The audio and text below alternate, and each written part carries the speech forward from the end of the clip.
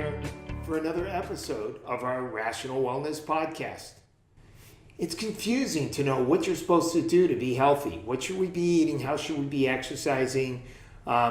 Should we be avoiding red meat, cheese, and butter? Should we be putting butter in our coffee? How should we be exercising? Should we be taking calcium supplements, or are calcium supplements harmful? Should we take fish oil? Is fish oil harmful? My goal is to bring clarity to some of these issues using the top scientific research and interviewing experts in the field who can help us understand some of these issues. Please subscribe to the Rational Wellness Podcast on iTunes, Stitcher, or YouTube. So let's get started on your road to better health. The hope was so enticing back in the days. Crazy. Hey, Rational Wellness Podcasters. Thank you for joining me again for another episode of the Rational Wellness Podcast.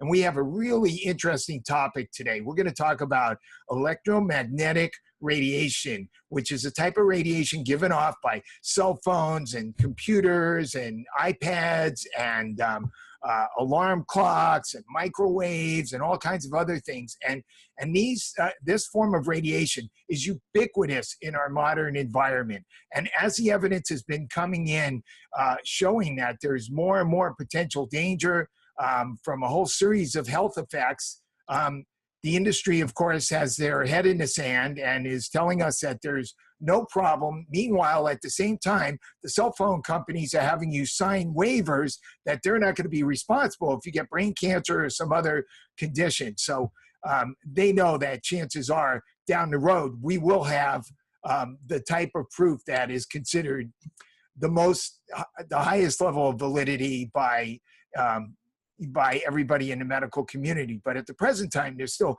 plenty of evidence indicating that this type of radiation is potentially dangerous for us. And I know for me, I don't want to wait for all the studies to come in before myself and my family find out that we have some, these damaging effects. I think it makes sense to do something about it now. So in order to bring us some information about this topic, we have the guy who is the expert on EMF radiation. We have Daniel Debaun. He's an internationally recognized expert in EMF radiation, EMF shielding, and EMF-related health issues. And he has a special focus on the effect of exposure from mobile devices, such as laptops, tablets, and cell phones. Daniel's concern regarding the health impact of EMF emissions grew from over 30 years of engineering experience in the telecom industry, where he held a variety of executive positions at SAIC, Telcordia, AT&T, and Bell Labs. He's a co-author of Radiation Nation, The Fallout of Modern Technology. Daniel, thanks so much for joining me today. Thanks, Ben. I really do appreciate Dr. Ben for inviting me. I enjoy sharing what we now know, and we're learning a lot, as you pointed out. And it is pervasive, and it's all around us, and we need to be aware of it. So, thanks. You're welcome. Excellent. So I know this is really valuable information for functional medicine practitioners who may be listening, and of course with the general public who are listening and viewing this podcast. Can you explain what EMF radiation is, and what are the main sources of EMFs in our environment? Dr. Ben, there is no such thing as electromagnetic radiation in nature. It's what we produce with the electronics as a byproduct and as the electronics communicate. So everything in our environment that you see is what we make. So when you talk about electromagnetic radiation, as you were pointing out, extremely low frequency radiation, that's the byproduct of things working, our electronics working. Your hair dryer can produce electromagnetic radiation. Your stove, your microwave, your toaster, your clocks, all those things, they produce a low level of radiation that's on the low end of the spectrum. And then on the more higher end, when you talk to the cell tower with your cell phone, when you connect with your Wi-Fi from your laptop to the router, when you use your Bluetooth to connect to your car speaker system, that's all electromagnetic radiation. What is that? Well, think of it at the head of your finger is emanating ball growing from the center, and then it's going into the room and then outside of the room. In other words, it's an omnidirectional penetration of everything through. It goes right through your walls, because when you're on a cell phone, you're talking to a cell tower. It's going through the walls of your house, concrete or otherwise, believe it or not. So this stuff, even though it's low-level stuff, does have the potential for dangers to the body. You know, a lot of people would be surprised to learn that hair dryers emit high levels of EMFs. Oh yeah, a metric to give you an idea what you just said. If you have a monitor in front of you, it's about 10 milligauss is a measurement of low-level emissions. Okay. From a hairdryer, it's 150 milligauss. Wow. 10 times more plus. So it's not as if the device is around. The motor in your refrigerator, any electrical device that's operating and there's current flow has a byproduct of this emission. So it's all around us. Wow. You know, you didn't mention anything about air travel, and I've heard that's a huge source of radiation as well. Isn't that correct? Think of this. Aluminum is all around you. So they have difficulty with operating signals within that environment. So they make them really strong. And remember, every 6-10 feet, they have transmitters, Wi-Fi transmitters. Those are transmitting out into touching the tablets, the computers you're using. It's a really dense concentration of emissions. In other words, that environment's actually worse than in your house because it's more concentrated. Wow. So, you know, what's the state of the research right now as it relates to definitively proving that EMFs cause harm to human beings? It appears as though we don't yet have the types of, you know, randomized clinical trials with thousands of subjects to satisfy, you know, everybody's, you know, need to have really definitive proof. Is it because, you know, it's going to take decades for these effects to occur? Is it because the technology is so new? Why is it that we don't have those types of studies available yet? Because correct me if I'm wrong, but most of the studies we have now are smaller studies, animal studies, etc. Dr. Ben, you know, it's funny. Or is that not true? No, listen. The only way the scientific community ultimately can make a plus or minus 5% guaranteed data conclusion is if they took 10,000 kids and put them in a room and radiated them and see who dies in 10 years. That's a little bit of the problem. Right. 30 years ago, I had a cell phone and I couldn't call anybody because no one had them. Fast forward to today, everyone in the world has one. All of a sudden, over the last 10 years, it's been really all of a sudden focused around us. So we don't have that much data. It takes years and years and years to accumulate that data. I often use an example of the smoking industry. When I was 12 years old, which was quite a few years ago, I smoked cigarettes. At that time, science knew it was linked to cancer. But the general market did not know that. It wasn't considered common knowledge, as they refer to it in courts. It took the courts almost 40 years after we knew to declare there's a link. And it was in the courts that these companies lost. And late 70s. I love to tell the story about when there was the chairman of a large, Philip Morris, was asked by physicians, is cigarette smoking bad for you? And he said, no, that is not bad for you. Except the baby is a little smaller, and what woman won't want a smaller baby? That was the mentality at that time, right? That was the mentality. Think of that. No, they recommended to some women, hey, if you have a small birth canal, smoke purposely so you can have a smaller baby.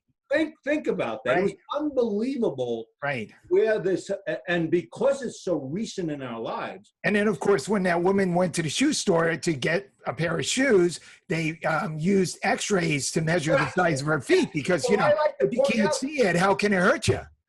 I like to point out the person who invented X-rays died of X-rays, right? Right. Marie Curie, yeah. Yeah, she died of blood disease, right? Because of it. There's no doubt that things are changing as we emerge. And in fact, what I noticed and particularly when I wrote the book with my son, is that there's a preponderance of evidence. And there's worldwide community. The WHO, the World Health Organization, considers a category 2 be carcinogenic. What does that mean? It's arsenic. It's as dangerous as arsenic is. So we're worldwide beginning to understand it. There are a lot of world science experts, Bio Initiative, for example, is one example, where they concentrate all the current findings, which all indicate all science supported independently shows it's a problem. All science supported by industries that sell products shows it's not. So the biasness is clear, and that's still why there's controversy. Now, given I said that, last year, the Federal National Toxicity Program, which is a division of federal government, spent $25 million, and they set up an isolation environment. It was an epidemiology study. They took transmitters of cell phones and they radiated 2 populations, a little bit and a lot. What was statistically significant in their finding was there is no doubt there's a 2% more likely increase in tumors that convert to cancers in the frontal lobe and in the heart, believe it or not. We were all surprised when we found that out. So there's beginning to be more and more clear evidence that there's a danger to us. And science is really thinking at this point that there's enough evidence to prove that this is dangerous to our bodies.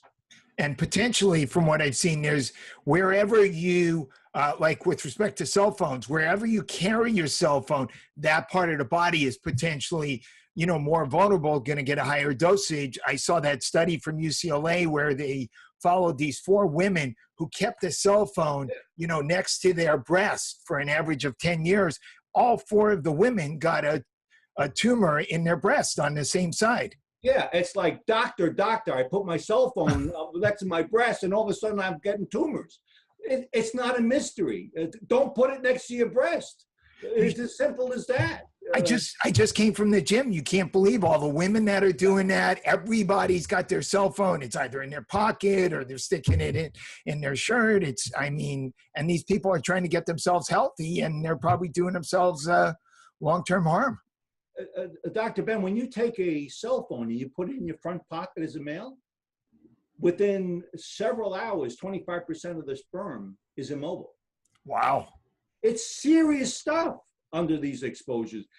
Think of this, and some scientists believe this. I don't know if I do, but they're saying a woman who's exposed at 12 years old to excessive radiation in the womb potentially can have damaged DNA egg cells, which can, in subtending generations, emerge as a problem in subtending populations. That's how serious some in the industry believes. That's interesting. So epigenetic changes that affect a future generation. Wow. Yeah. Oh yeah. And We don't have enough evidence, so most of the science I've seen talks about the likelihood. What I know for sure is Cindy Sage out of California is on the Bio Initiative. She wrote a report late in the 70s that said a low level of a clock close to the womb of a pregnant woman increases the probability of a miscarriage by 3 times. Wow, 3 times. That's huge. 3 times.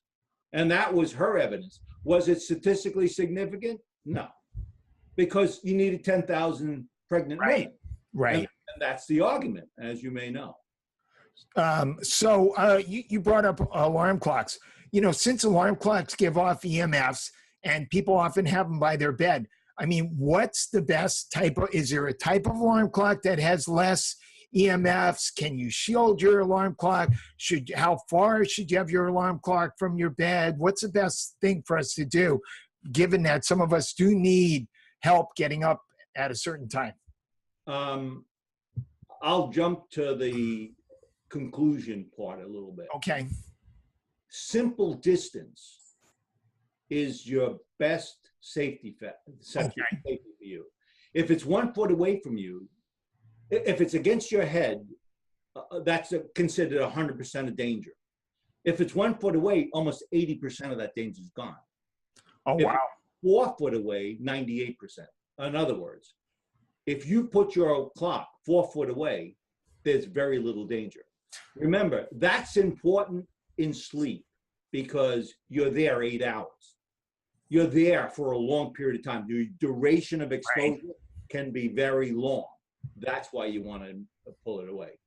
So don't have your phone under your pillow or next to you in bed, but it's okay to have an alarm clock as long as it's 4 feet away. Right. Take that clock, I mean, your phone, your Wi-Fi, anything that transmits like that, put it in another room. Don't put it in the same room. It's the duration that potentially exposed. We'll talk about this in a little bit, I think, but what happens to the cell? The cell can be impacted by an exposure, and we'll talk a little bit more about that. But it's also processes that can be screwed up. So in your head, if you have something close to your body, it's the machine inside that creates melatonin that gets screwed up, and the melatonin's not created. What happens? You don't sleep. So those are the reasons why. It actually can impact the sleep itself and more permanent damage in the future as well. Interesting. I was talking to somebody about mattresses, and we were talking about foam mattresses versus, coiled mattresses. And I understand that a mattress with metal coils, that those coils actually conduct and amplify electromagnetic forces. Is that correct?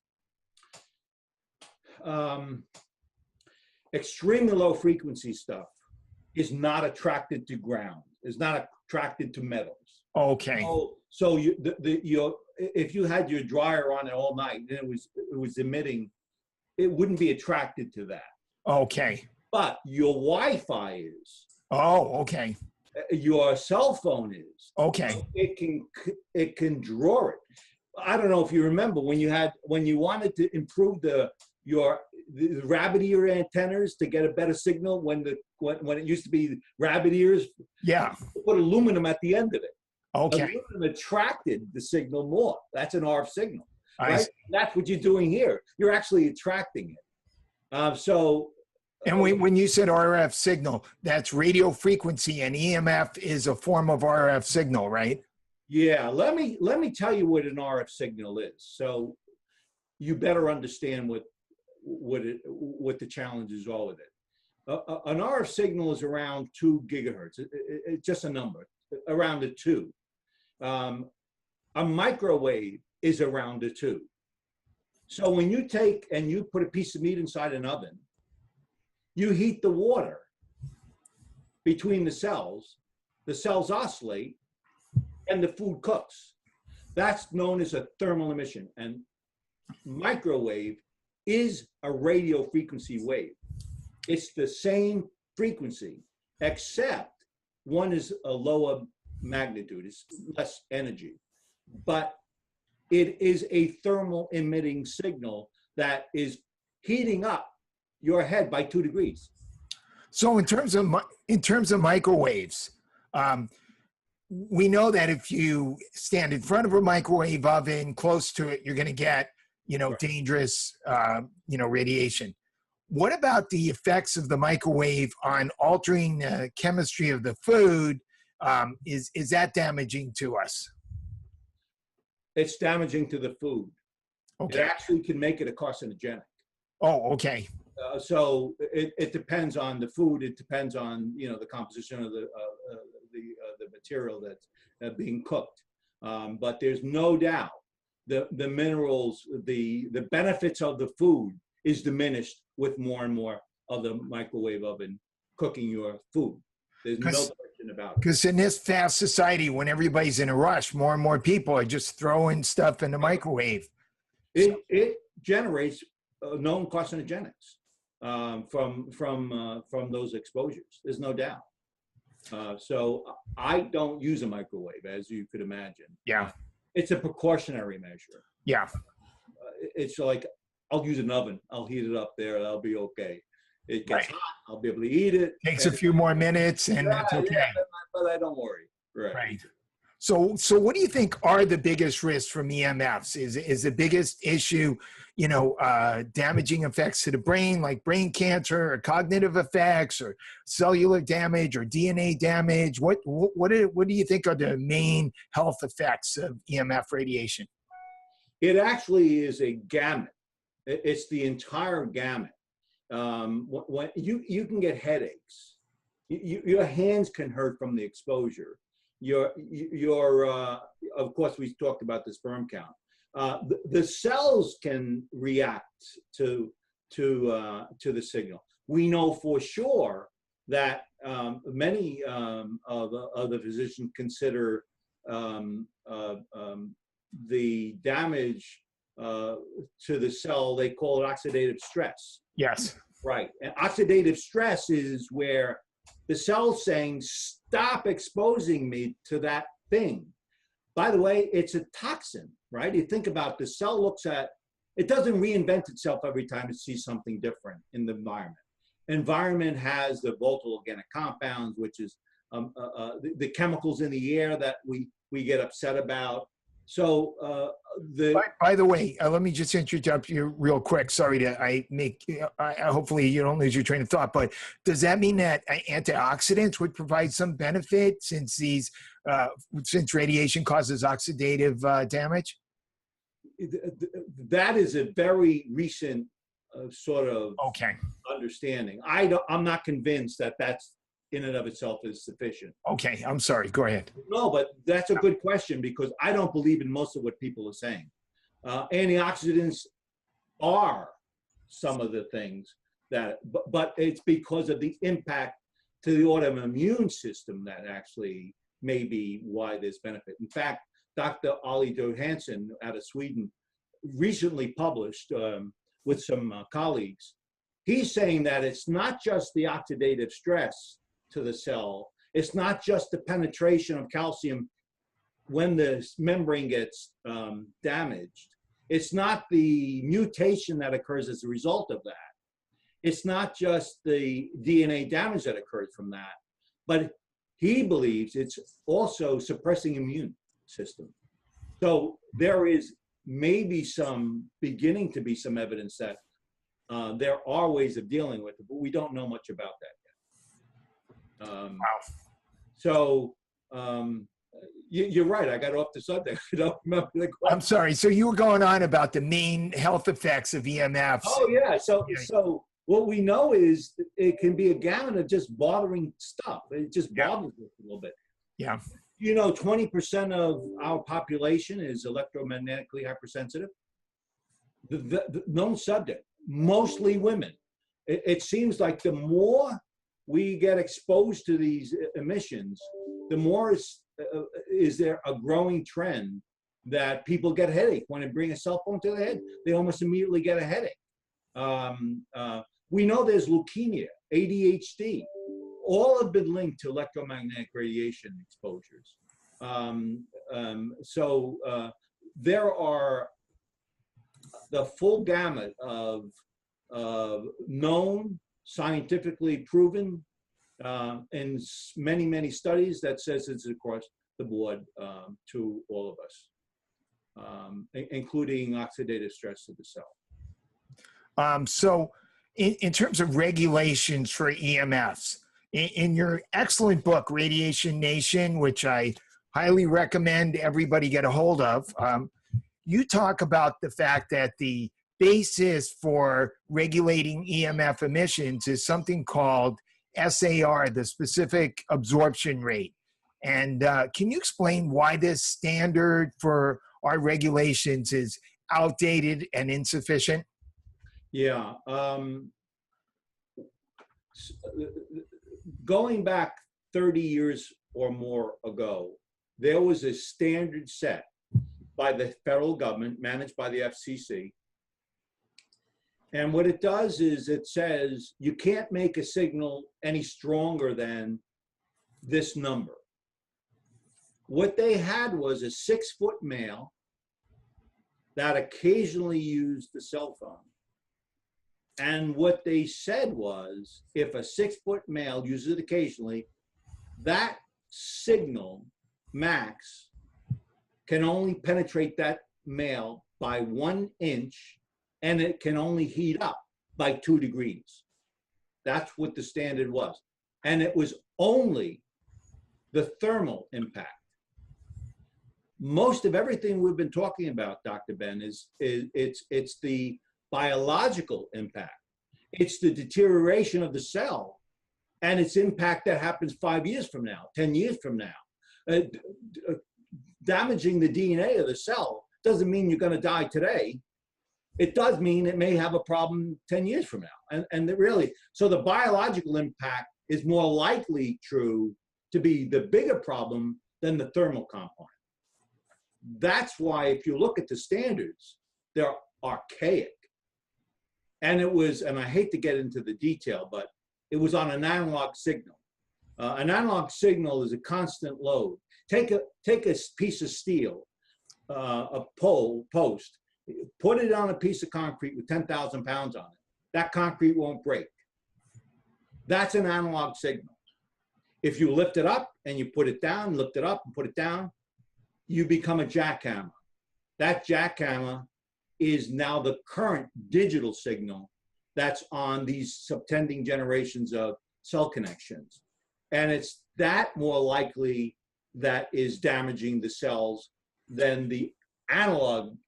And now we go to 5G, which is next generation, and they have 2 signals within, they call it multi-in, multi-out, and they have multiple signals of digital signals carrying by that carrier, actually potentially being more dangerous to the cells. So the answer is it has no way it covers the biological impact and the strength of the signal related to those impacts. It only referred to occasional use. And remember, I told you before, 30 years ago, I had no one to call. None of my friends had cell phones.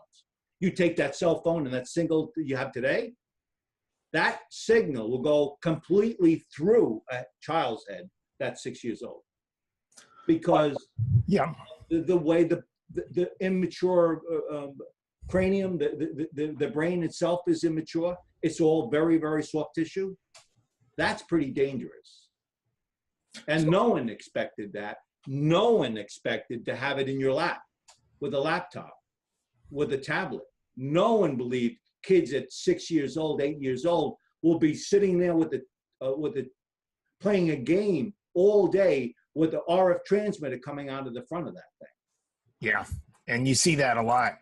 Yeah, that's how they babysit their children. I know. It's not a good thing.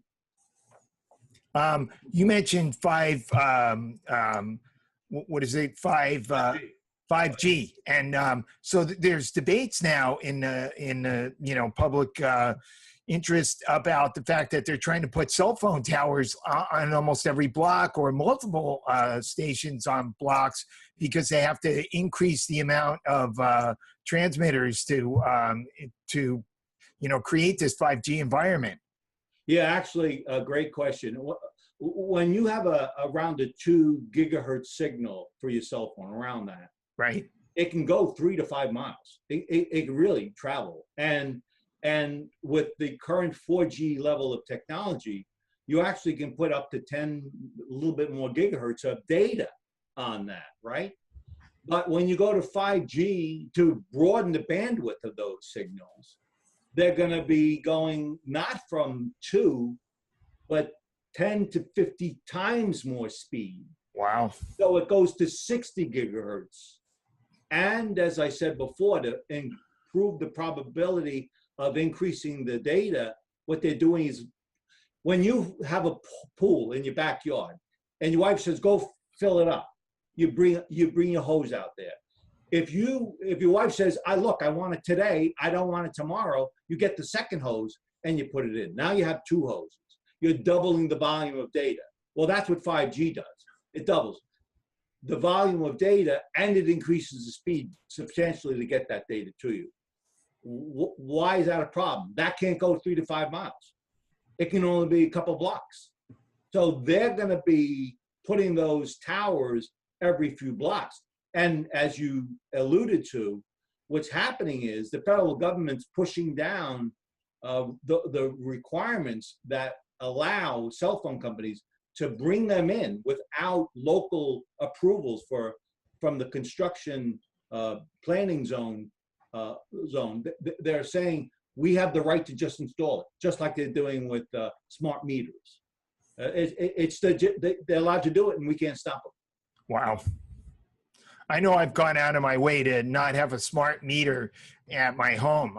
I'm paying more money to the power company to prevent them from doing it. Right.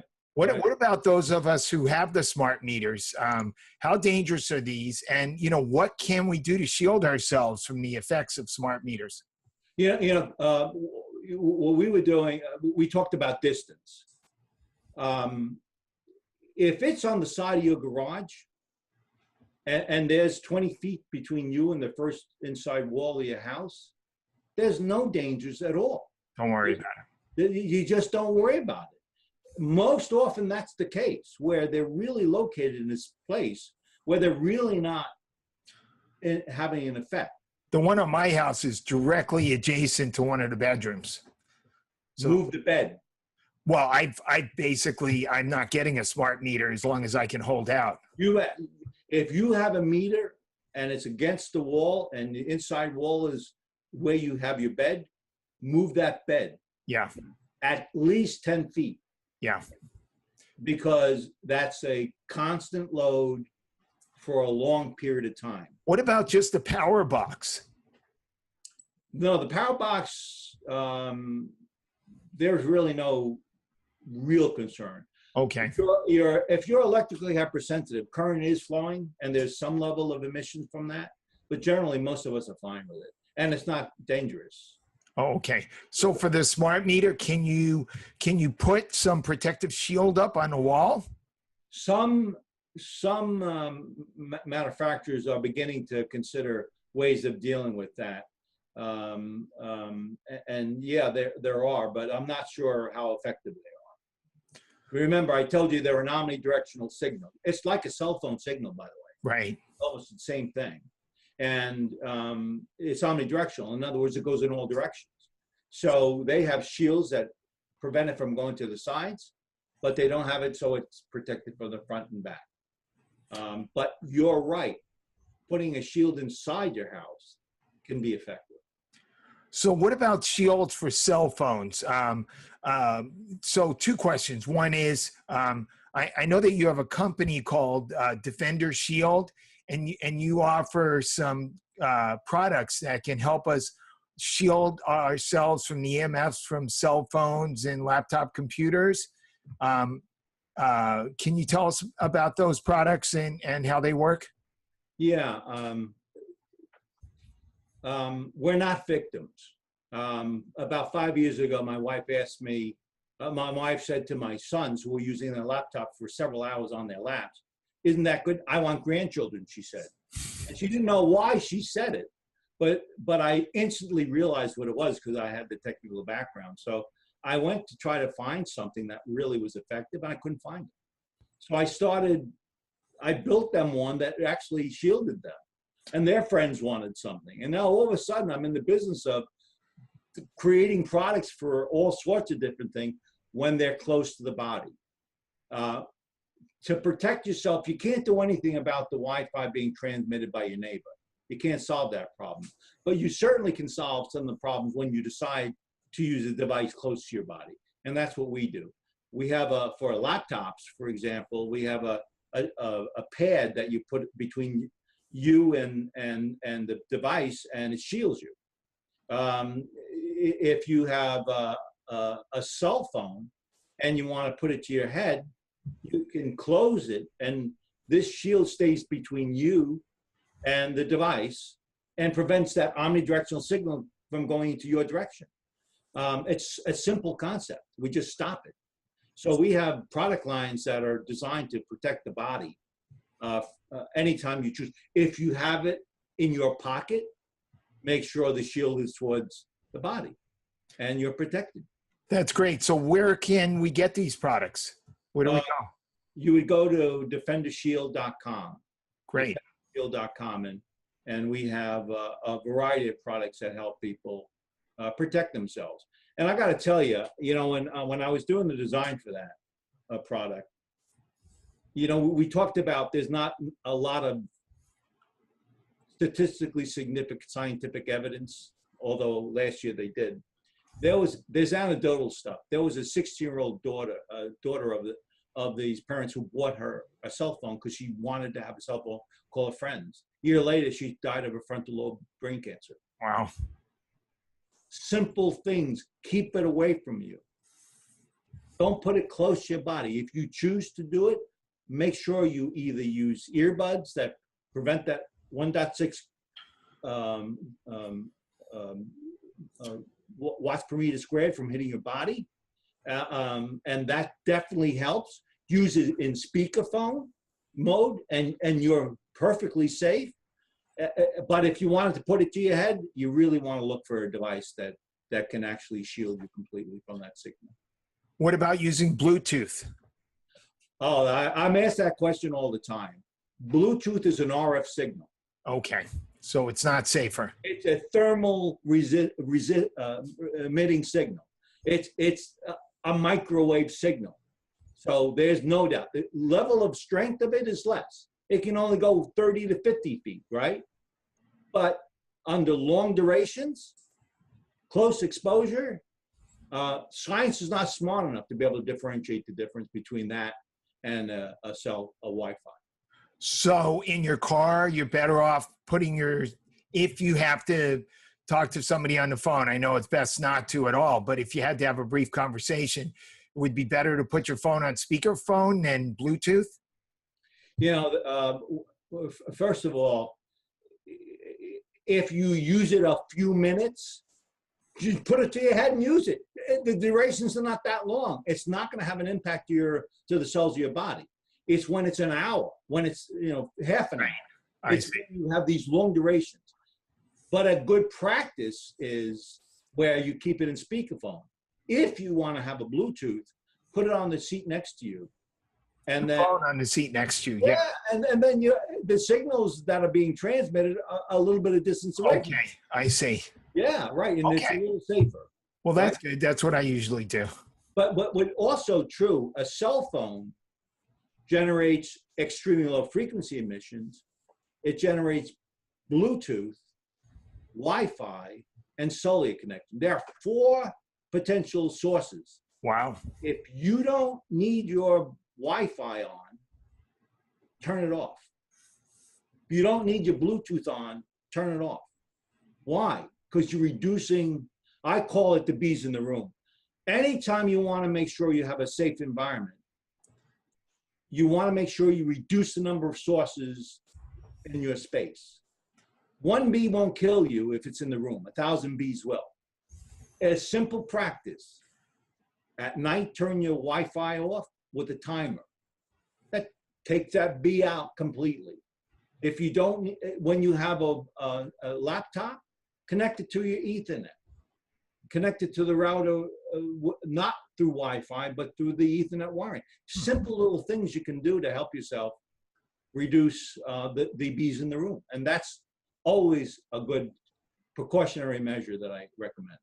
Hey, here's a business idea for you, Daniel. How about coming up with an app that you just click and it shuts off all the signals from your phone while you're transporting it, so you don't have to manually do each one, you know? We're actually working on developing. Oh, okay. There you go. Great minds think alike.